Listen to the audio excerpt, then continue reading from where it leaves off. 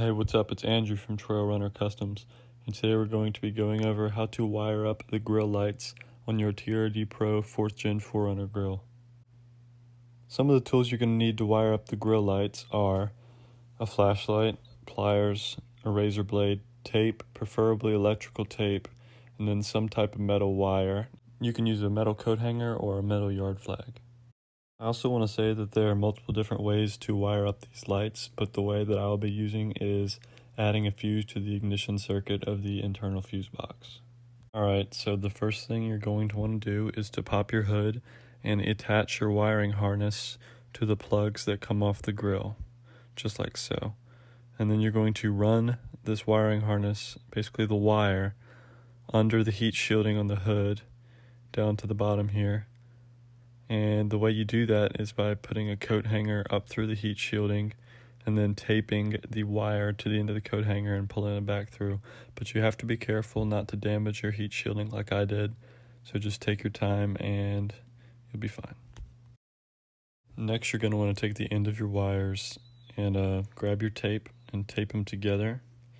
And this is so that they don't come apart when you put the wires into the internal of the car. So basically you just want to get ready to insert the wires through the rubber seal. Now you want to take your razor blade and make a cut into the rubber seal. You can do just one cut or you can do an X cut, but just make sure it does not interfere with any of the other lines going into the inside of the vehicle. So just push down and make the cut with your razor. Once you've made the cut, you are ready to insert your metal piece into the opening you have made. Just place the metal rod in the hole and give it a little push and it should slide right through.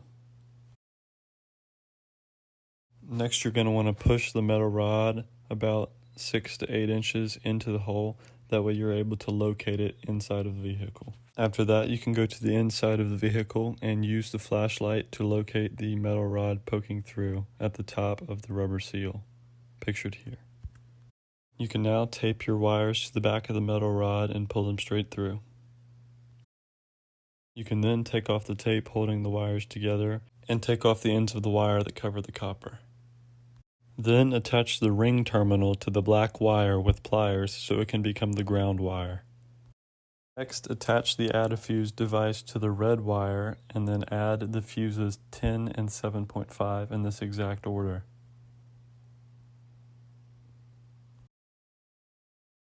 Then slide the add-a-fuse up under the bottom of the dash and into the fuse box panel below the steering wheel on the left side.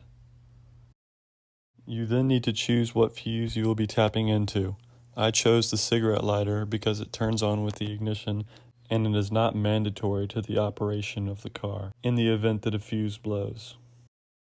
You may now insert the fuse into the fuse box, but it is very important that you insert the fuse with the add-a-fuses going off to the right side because this correctly lines up the line side and load side of the fuse.